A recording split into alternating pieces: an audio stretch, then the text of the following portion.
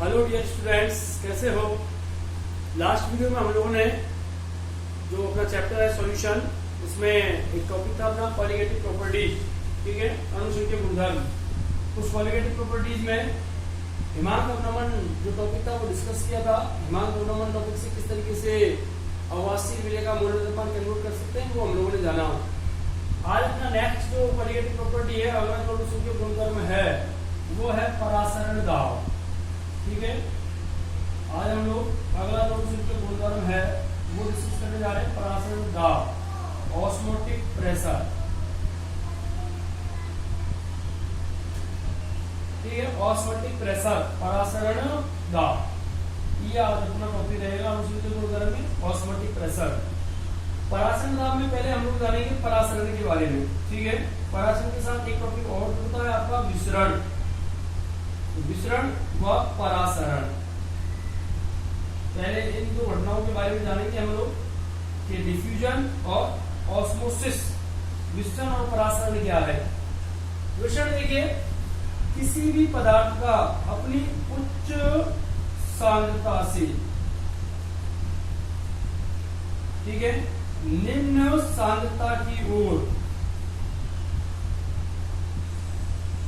High concentration to lower concentration, उच्च सांद्रता से निम्न सांद्रता की ओर होने वाला स्वतः जो गमन है वो विसरण कहलाता है। ठीक है, किसी भी पदार्थ का अपनी उच्च सांद्रता से निम्न सांद्रता की ओर होने वाला स्वतः गमन क्या कहलाता है, आपका विसरण कहलाता है। जैसे एग्जांपल देखिए, आप कोई भी परफ्यूम है, इत्र की कोई शीशी है, ठीक है, आप इत्र की शीशी को कमरे में किसी कोने में खोलिए तो आप देखेंगे उसकी जो खुशबू है वो धीरे धीरे पूरे कमरे में फैल जाती है। तो वो क्या है, इत्र के जो मॉलिक्यूल्स हैं, जो पार्टिकल्स हैं, वो अपनी हाई कंसंट्रेशन से लो कंसंट्रेशन की ओर क्या करते हैं, गमन करते हैं। तो ये एक प्रकार की प्रोसेस हुई विसरण। इसी प्रकार एक अदर एग्जाम्पल आप देख सकते हैं, जैसे मान लीजिए आपने कोई बाउल लिया हुआ है, कोई पात्र है, उसके अंदर जल भरा हुआ है। ठीक है, उसके अंदर क्या भरा हुआ है, जल।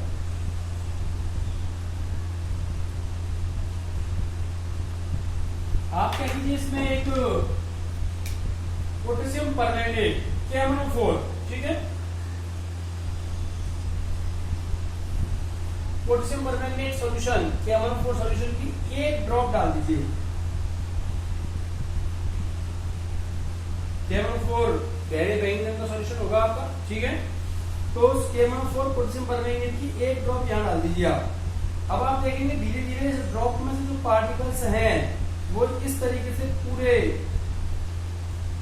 जल के अंदर फैल जाएंगे और धीरे धीरे धीरे धीरे पूरा का पूरा सॉल्यूशन हल्के बैंगनी कलर का दिखाई देने लगेगा। ठीक है, तो ये जो प्रोसेस है वो भी क्या है, टाइप की विसरण का एग्जांपल है। विसरण उच्च सांद्रता से निम्न सांद्रता की ओर अणुओं का स्वतः जो गमन है वो आपका विसरण कहलाता है। अब बात करते हैं हम लोग परासरण की। ठीक है, ऑस्मोसिस क्या है, परासरण। देखिए, परासरण को समझने के लिए विशेष प्रकार की जो मेम्ब्रेन है, जो झिल्ली है, उसकी हम लोग बात करेंगे। उस झिल्ली का नाम है अर्ध पारगम्य झिल्ली। ठीक है, सेमी परमेबल मेम्ब्रेन, अर्ध पारगम्य झिल्ली। ये एक विशेष प्रकार की झिल्ली होती है जिसमें से केवल विलायक अणु जो हैं, विलायक अणु गमन कर सकते हैं। मतलब अर्धपारगम्य झिल्ली के जो रंध्र होंगे उन रंध्रों में से होकर के केवल सॉल्वेंट के जो पार्टिकल्स होंगे, विलायक के जो अणु होंगे वो ही गमन कर सकते हैं, लेकिन विलेय जो होगा, सॉल्यूट जो होगा, उस विलेय के जो पार्टिकल्स हैं वो गमन नहीं कर पाएंगे।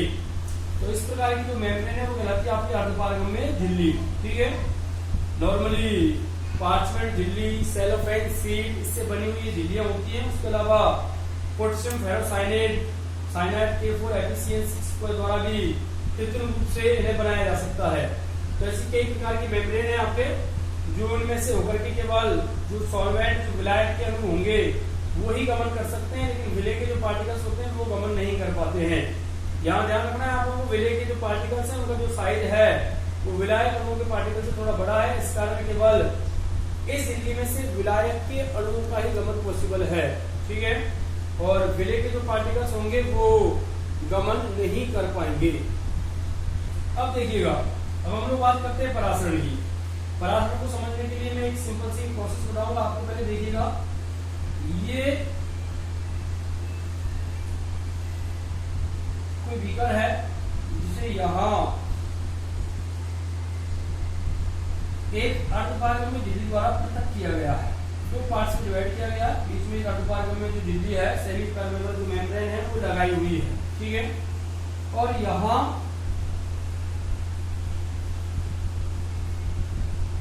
पिस्टन लगे हुए हैं, एक पिस्टन इधर है और एक पिस्टन इधर है, ठीक है, ये आपका पिस्टन है,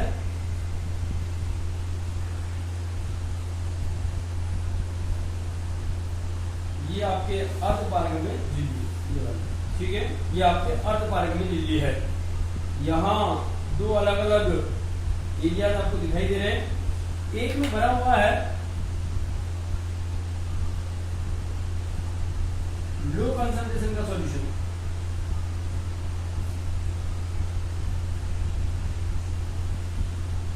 एक तरफ भरा हुआ है आपने हाई कंसंट्रेशन का सॉल्यूशन।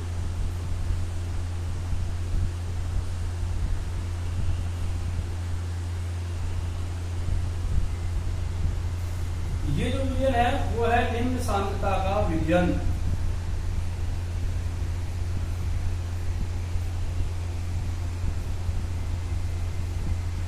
ठीक है, high concentration low concentration solution, और इधर भरा हुआ है आपका उच्च सांद्रता का विलयन।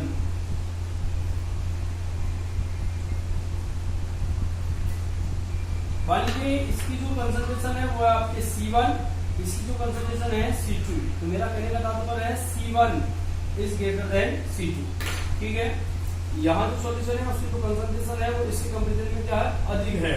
ये उच्च सांद्रता का विलयन है, ये निम्न सांद्रता का विलयन है। दोनों विलयनों को हम लोगों ने अर्धपारगम्य झिल्ली द्वारा क्या किया हुआ है, पृथक किया हुआ है, सेपरेट किया हुआ है।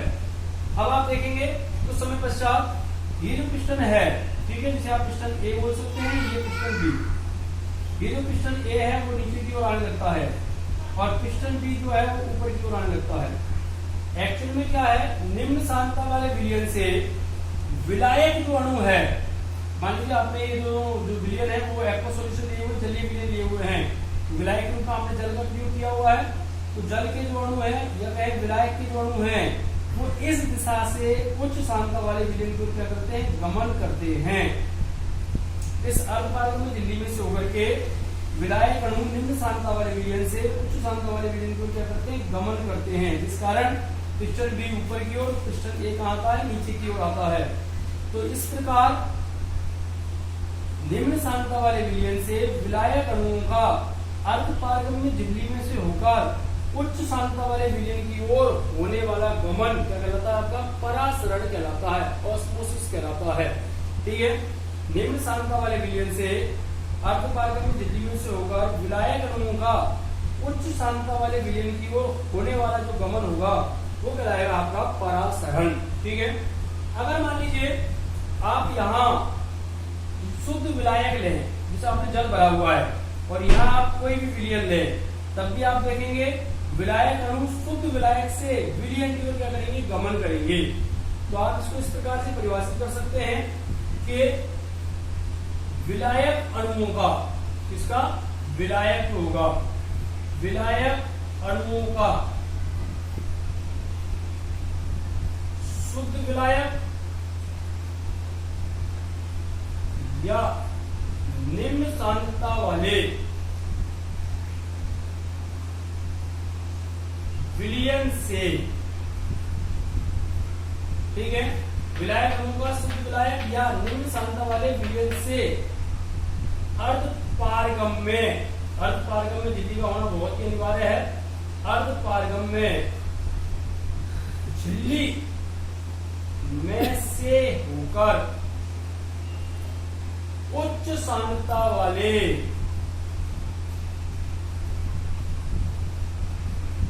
विलयन की ओर होने वाला गमन, आप बोल सकते हैं विलायक अणुओं का शुद्ध विलायक से अर्धपारगम्य झिल्ली में से होकर के विलयन की ओर होने वाला गमन, अथवा विलायक अणुओं का निम्न सांद्रता वाले विलयन से अर्धपारगम्य झिल्ली में से होकर उच्च सांद्रता वाले विलयन की ओर होने वाला गमन क्या कहलाता है? आपका परासरण कहलाता है। एक सिंपल एग्जांपल द्वारा मैं आपको एक्सप्लेन करता हूं। जैसे आप किशमिश में उस किशमिश को जल में डाल दे तो आप देखेंगे वो जो किशमिश है वो फूल जाती है। उसका कारण क्या है? किशमिश के अंदर जो सॉल्यूशन है उसकी जो कंसंट्रेशन है वो अधिक है, इसका मतलब वो एक सॉल्यूशन की तरह है, और बाहर आपका शुद्ध विलायक है, और किशमिश के चारों ओर की जो झिल्ली है वो अर्धपारगम्य झिल्ली की तरह कार्य करती है। तो ऐसी स्थिति में शुद्ध जो विलायक आपने लिया हुआ है, जल जो लिया हुआ है, उस जल के जो पार्टिकल्स हैं वो झिल्ली में से होकर के किशमिश के अंदर जो घोल है उसमें प्रवेश करते हैं, जिससे वो फूल जाती है। तो वो एक तरीके के परासरण की प्रोसेस है, ठीक है, परासरण का ही एग्जाम्पल है। तो इस तरीके से आप इस पूरे परासरण की प्रोसेस को समझ सकते हैं कि परासरण में अर्धपारगम्य झिल्ली का होना अनिवार्य है। अर्धपारगम्य झिल्ली में से होकर के विलायक अणुओं का निम्न सांद्रता वाले विलयन से उच्च सांद्रता वाले विलयन की ओर होने वाला गमन परासरण कहलाता है, अथवा शुद्ध विलायक से विलायक अणुओं का अर्धपारगम्य झिल्ली में से होकर के विलयन की ओर होने वाला गमन क्या कहलाएगा? आपका परासरण कहलाएगा। अब देखिएगा, अब आगे बात करते हैं हम लोग परासरण दाब की। परासरण दाब क्या है? ठीक है, जो आपकी क्वालिटेटिव प्रॉपर्टी है जिसके बारे में हम लोग पढ़ने वाले हैं, आखिर वो क्या है?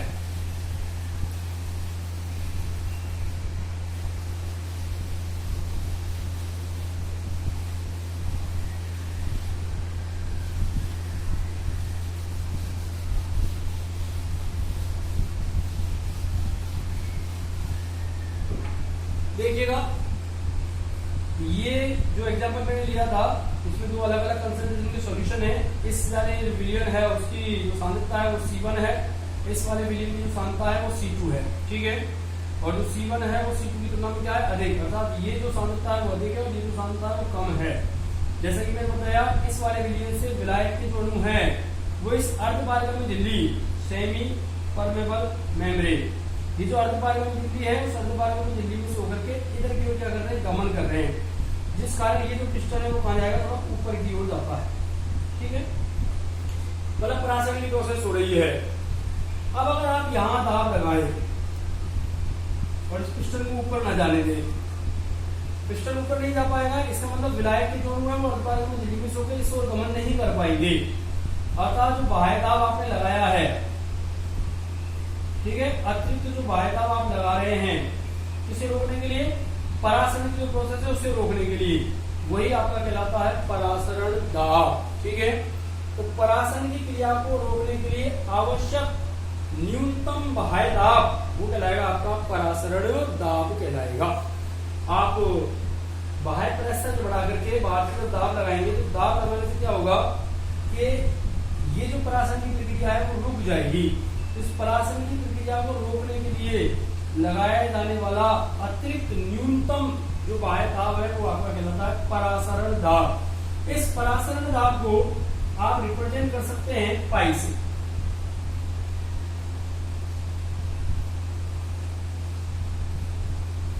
परासरण दाब को आप पाई से रिप्रेजेंट करेंगे, ठीक है।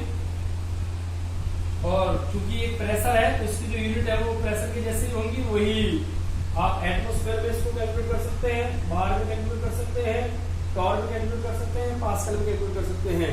तो ये आपका परासरण दाब है, ठीक है, पाई। परासरण दाब को आप पाई से रिप्रेजेंट करेंगे। अगर आपको याद हो तो एक आइडियल गैस सिचुएशन होती है, ठीक है, P = nRT। P pressure, V volume, N number of moles है, R गैस कांस्टेंट है और T आपका टेम्परेचर है केल्विन में। आप यहां देखें P = क्या हो जाएगा आपका N/V/RT। N/V मोल बटे आयतन, ठीक है, आयतन लिखने में लिया हुआ है, मोल बटे आयतन क्या होता है? कंसंट्रेशन। तो P बराबर क्या हो गया? CRT। P यहाँ प्रेशर को रिप्रेजेंट करता है, लेकिन हम लोग जो प्रेशर ले रहे हैं वो आपका ऑस्मोटिक प्रेशर है जिसे हम लोग पाई से रिप्रेजेंट कर रहे हैं। ऐसे कंडीशन में आप इस फॉर्मूले में लिख सकते हैं पाई = CRT। इंपॉर्टेंट फॉर्मूला है पाई = CRT।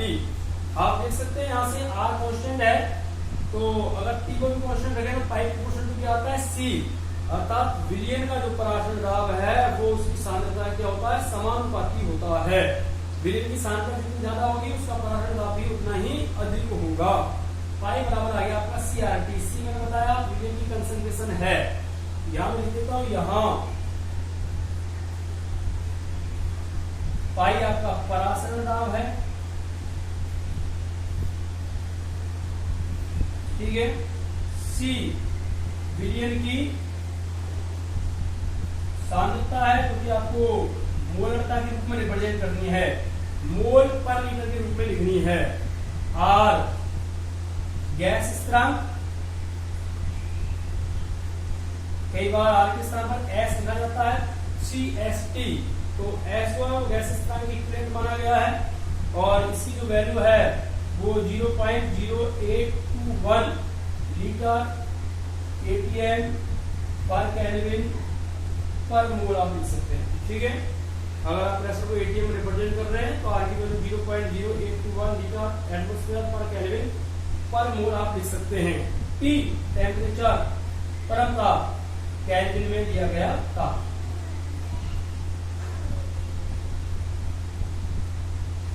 ये आपका आ गया पाई इक्वल टू CRT, ठीक है। अब देखिएगा आगे इस फॉर्मूले का यूज करते हुए आप लोग किस तरीके से जो अवाष्पशील विलय आप मिक्स करते हैं उसका मोलर द्रव्यमान कैलकुलेट कर सकते हैं, ठीक है। देखिएगा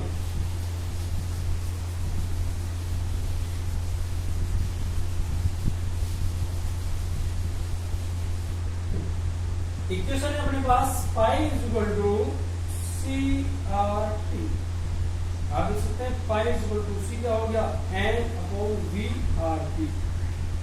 एन क्या है, नंबर ऑफ मोल्स, मोलों की संख्या, और मोल कैसे ज्ञात करते हैं, ग्राम में भार। ए अपने ने विलय माना हुआ है, ठीक है, बटे अणुभार, ये हो गया नंबर ऑफ मोल्स, WA/MA, विलय की ग्राम में मात्रा बटे विलय का अनुभार, इंटू V वॉल्यूम, वॉल्यूम आपको लेना है लीटर में, ठीक है, और इंटू R। तो यहां से आप लोग MA कैलकुलेट कर सकते हैं, ठीक है। MA विलय का मोलर द्रव्यमान, जो अवाष्पशील विलय आप मिक्स कर रहे हैं उसका जो मोलर मास है वो इस फॉर्मूले द्वारा कैलकुलेट किया जा सकता है। तो ये आ गया आपका फॉर्मूला नंबर। तो किसी भी विलय का अगर पराशरण दाब कैलकुलेट करना है तो आप ये फॉर्मूला यूज करेंगे, और अगर विलय का मोलर द्रव्यमान कैलकुलेट करना है तो MA को लिख देंगे, पाई को लिख देंगे, तो आप MA यहां से कैलकुलेट कर सकते हैं। अब आगे देखिएगा, एक न्यूमेरिकल बताता हूं आप लोगों को, यहाँ किस तरीके का आंसर कुछ बनने की पॉसिबिलिटी है। यहाँ बड़ा ही सिंपल सा क्वेश्चन है,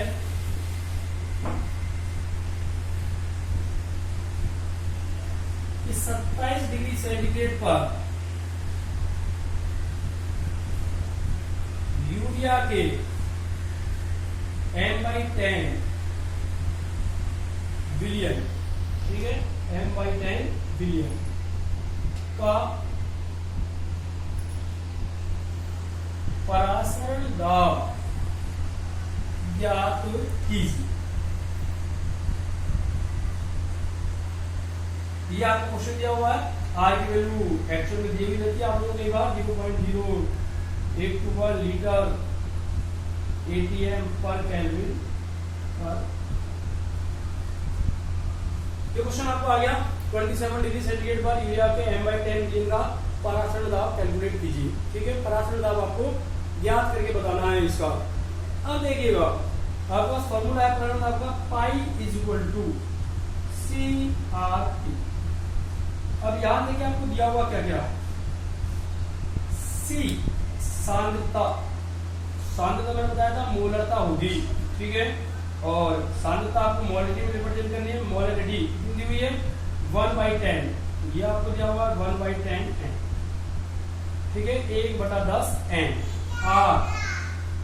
आर पर दी हुई है 0.0821 लीटर ATM पर केल्विन पर।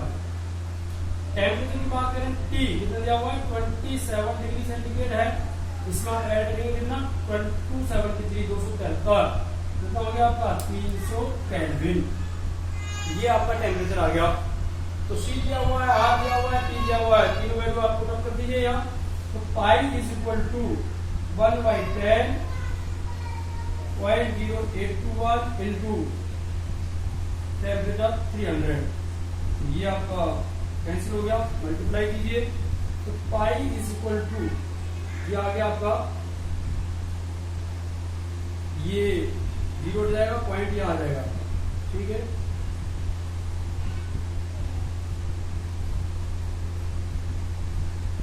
तो ये आ गया आपका 2.463 ATM। तो इस विलियन का जो पराधीन है वो आएगा 2.463 ATM। तो इस तरीके से आप दिए गए सॉल्यूशन की कंसंट्रेशन अगर हो तो आप उसका पराधीन आप कैलकुलेट कर सकते हैं। अब देखिएगा परासरण के प्रकारों की अगर बात करें, परासरण के प्रकार और परासरण के आधार पर विलियनों के प्रकार ये भी आप लोगों से डिस्कस किए जाते हैं। तो देखिएगा परासरण के प्रकार, परासरण कितने प्रकार का पॉसिबल है, ठीक है। परासरण के प्रकार एक सिंपल एग्जांपल द्वारा मैं एक्सप्लेन करूंगा। देखिए कि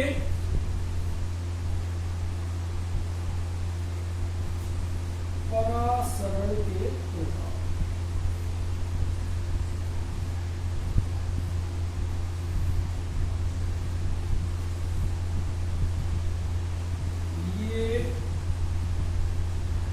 सेल है, सेल ये कोशिका, इसके अंदर जीव द्रव्य भरा हुआ है, सॉल्यूशन एक टाइप का, और यहां है आपका वाटर मिलाए,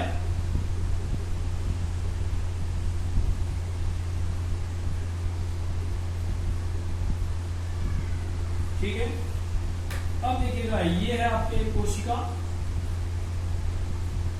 सेल, ठीक है, और ये आपका बाहर जो भरा हुआ है वो जल है।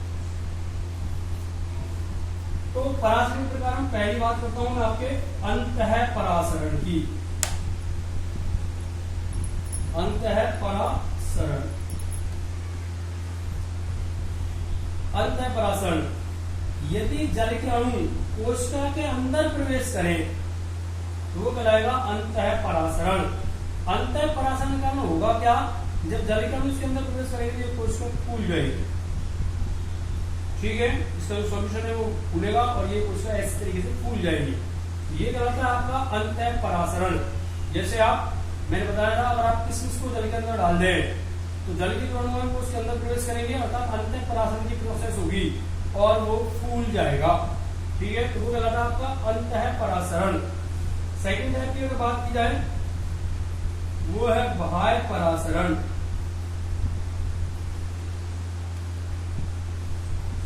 बाह्य परासरण, अब देखिए अगर यहां जो हमने जल लिया है उस जल के स्थान पर हम लोग उच्च सांद्रता का क्या ले रहे हैं, विलयन।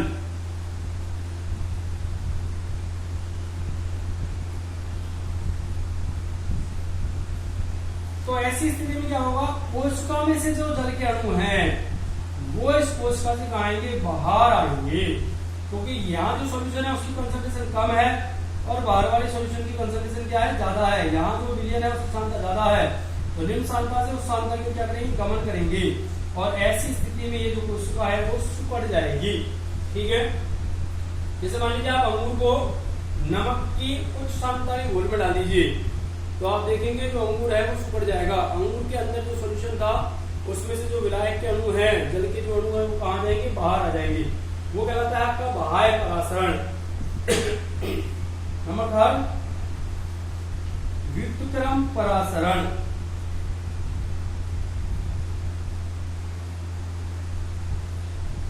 व्युत्क्रम परासरण कह लीजिए या प्रतिलोम परासरण।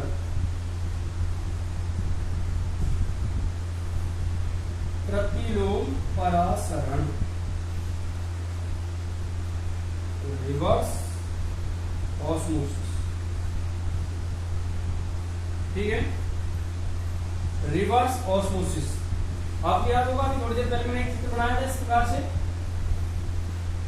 यहां हम लोगों ने बनाई थी SPN सेमी परमेबल मेम्ब्रेन अर्ध पारगम्य झिल्ली। यहाँ हम लोगों ने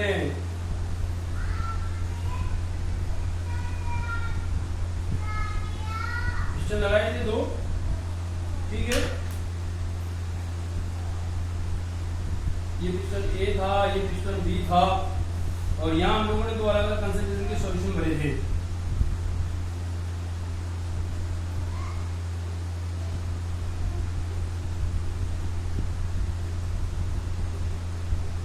ठीक है, यहाँ मैंने माना था सांद्रता C1 और ये था C2, तो मैंने कहा था C1 is greater than C2। तो निम्न सांद्रता वाले विलयन से विलायक के इसको कवर करेंगे, परासरण की प्रोसेस होगी। इस परासरण को रोकने के लिए आप यहाँ अतिरिक्त बाह्य दाब लगाएंगे, जो कहलाता है आपका परासरण दाब। ठीक है, मैंने बताया था आप लोगों को परासरण की प्रोसेस को रोकने के लिए विलयन पर जो प्रोसेस जो प्रेशर लगाया जाता है वो आपका परासरण दाब है। अगर बाह्य दाब की जो वैल्यू है वो परासरण दाब से अधिक हो जाए, if the external pressure is greater than the osmotic pressure, तो होगा क्या, परासरण की जो प्रोसेस है वो उल्टी हो जाएगी, अर्थात अब विलायक के अणु उच्च सांद्रता वाले विलयन से निम्न सांद्रता वाले विलयन की ओर क्या करने लगेंगे, गमन करने लगेंगे। कंडीशन ध्यान रखिएगा, यदि लगाया गया बाह्य दाब विलयन के परासरण दाब से अधिक हो तो ऐसी कंडीशन में विलायक अणु उच्च सांद्रता वाले विलयन से निम्न सांद्रता वाले विलयन की ओर क्या करेंगे, गमन, अर्थात परासरण का जो प्रोसेस है वो व्युत्क्रम हो जाएगा, उल्टा हो जाएगा, और ये कहलाता है आपका व्युत्क्रम परासरण या प्रतिलोम परासरण या reverse osmosis. Reverse R osmosis O, RO जो सिस्टम होते हैं घरों में वो इसी कंसेप्ट पर कार्य करते हैं। RO reverse osmosis process. ये जो घटना है प्रतिलोम परासरण की, इसका उपयोग आप समुद्री जल के विलवणीकरण में कर सकते हैं। यहाँ समुद्री जल भरे, कोई भी लवणीय जल हो सकता है, और यहाँ प्योर जल भरे, तो शुरुआत में क्या होगा, प्योर जो वाटर है उसके जो पार्टिकल्स है वो इस ओर गमन करेंगे, लेकिन जब आप यहाँ लगाने वाले दाब को परासरण दाब से अधिक कर देंगे तो इस विलयन में से विलायक के अणु शुद्ध विलायक की क्या करने लगेंगे, गमन, अर्थात रिवर्स ऑस्मोसिस की प्रोसेस होने लगेगी। तो साल्ट तो यही रह जाएंगे जो लवण है, और विलायक के अणु उस ओर चले जाएंगे। तो इसलिए इसका उपयोग आप लोग समुद्री जल के विलवणीकरण में कर सकते हैं। आरओ जो सिस्टम है वो इसी कंसेप्ट पर कार्य करते हैं। तो मैंने आपको बताया परासरण के 3 प्रकार, अंतर परासरण, बाह्य परासरण और व्युत्क्रम परासरण। अब देखिएगा, परासरण दाब के आधार पर अगर हम लोग 2 विलयनों को कंपैरिजन करें तो उन विलयनों को किस प्रकार से नाम दिया जा सकता है। ठीक है, परासरण के हिसाब से विलयनों के प्रकार, तो परासरण के हिसाब से विलयन जो है वो आपके 3 प्रकार के होंगे। ठीक है, देखिएगा कौन कौन से 3 प्रकार। अब देखिएगा हम लोग पढ़ते हैं तो परासरण दाब के हिसाब से विलयनों के प्रकार क्या होंगे, विलयन कितने प्रकार के होंगे आप। ठीक है, विलयन के प्रकार ये बेस्ड है परासरण दाब के हिसाब से, विलयन के प्रकार। हम लोग कंपैरिजन कर रहे हैं 2 विलयनों का।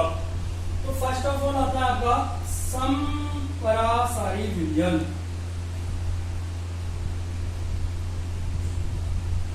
आइसोटोनिक सॉल्यूशन, समपरासारी विलयन। ये आपका सॉल्यूशन ए है और ये आपका सॉल्यूशन बी है। ठीक है, इसका जो परासरण दाब है वो पाई 1 है, इसका जो परासरण दाब है वो पाई 2 है, इसकी जो कंसंट्रेशन है वो C1 है, इसकी जो कंसंट्रेशन है वो C2 है। समपरासारी विलयन की बात करें, यदि दोनों विलयनों के परासरण दाब क्या हो, बराबर हो, तो ऐसी स्थिति में दोनों विलयन कहलाएंगे समपरासारी विलयन। वे विलयन जिनके परासरण दाब इक्वल होते हैं वो आपके समपरासारी विलयन कहलाते हैं। आपको याद होगा पाई इक्वल टू होता है CRT, तो पाई 1 इक्वल टू हो जाएगा C1RT और पाई 2 इक्वल टू हो जाएगा C2RT। टेम्परेचर अगर कांस्टेंट हो तो RT से RT कैंसिल हो जाएगा, तो क्या आएगा C1 equal to C2। It means जो समपरासारी विलयन होते हैं उन विलयनों की जो कंसंट्रेशन है, जो सांद्रता है वो भी क्या होती है, इक्वल होती है। तो कोई भी 2 ऐसे विलयन जिनकी सांद्रताएं समान हो दिए गए टेम्परेचर पर, तो उन दोनों विलयनों के परासरण दाब की वैल्यू भी क्या आएगी, इक्वल आएगी। और ऐसे सॉल्यूशन कहलाएंगे आपके समपरासारी सॉल्यूशन।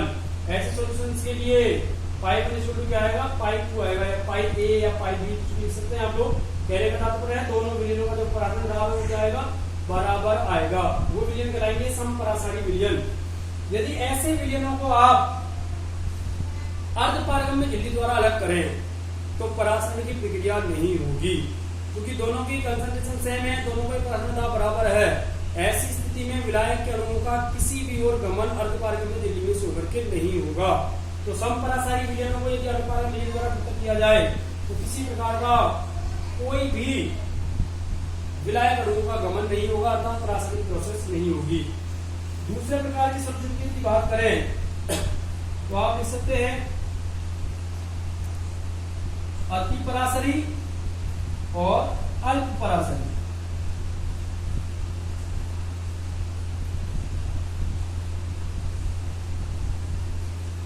अति परासरी और अल्प परासरी। अति परासरी और अल्प परासरी, हाइपोटोनिक और हाइपोटोनिक सॉल्यूशन। अगर मान लीजिए जो सॉल्यूशन ए है उसका जो परागण दाब है वो सॉल्यूशन बी की तुलना में अधिक है, तो सॉल्यूशन ए बी की तुलना में क्या कराएगा, अति परासारी, और सॉल्यूशन बी ए की तुलना में क्या कराएगा, अल्प परासारी कहलाएगा। यदि पाई 1 अधिक हो किससे, पाई 2 से, तो पाई 1 अर्थात ये जो परागण दाब वाला विलयन है वो तो कहलाएगा आपका अति परासारी और ये कहलाएगा आपका अल्प परासारी। दो विलयनों में से जिसका परागण दाब अधिक होता है वो अति परासारी, जबकि दूसरा जो विलयन है वो उसके कंपैरिजन में क्या कहलाएगा, आपका अल्प परासारी कहलाएगा। परागण दाब अधिक है, इट मींस इसकी जो कंसंट्रेशन आएगी C1 वो भी इसकी कंसंट्रेशन T2 से क्या होगी, अधिक होगी। जिस विलयन की सांद्रता जितनी ज्यादा होगी उसका परागण दाब उतना ही अधिक होगा। तो मैंने बता दिया आपको समपरासारी दोनों के परागण दाब इक्वल होंगे, दोनों की कंसंट्रेशन इक्वल होंगी। अति परासारी ऐसा विलयन जिसका परागण दाब दूसरे विलयन जिससे कंपैरिजन कर रहे हैं उसकी तुलना में अधिक हो, अति परासारी कहलाएगा। अल्प परासारी ऐसा विलयन जिसका परागण दाब दूसरे विलयन की तुलना में कम हो, वो आपका अल्प परासारी विलयन कहलाता है। विलायक अणु का जो गमन है वो हमेशा अल्प परासारी विलयन से अति परासारी विलयन की ओर होगा, अर्थात निम्न परागण दाब से उच्च परागण दाब की ओर, निम्न सांद्रता से उच्च सांद्रता वाले विलयन की ओर विलायक अणु अर्धपारगम्य झिल्ली से होकर के गमन करेंगे। अर्थात अगर आप ऐसे सॉल्यूशंस को अर्धपारगम्य झिल्ली द्वारा पृथक करें तो विलायक अणु का गमन अल्प परासारी विलयन से अति परासारी विलयन की ओर होगा। तो ये आपके सॉल्यूशन हुआ आपके समपरासारी, अति परासारी और अल्प परासारी विलयन। एक एग्जांपल लेते हैं, देखिएगा उस एग्जांपल द्वारा इस घटना को और समझने की कोशिश करते हैं कि अपने ब्लड में जो आरबीसीज हैं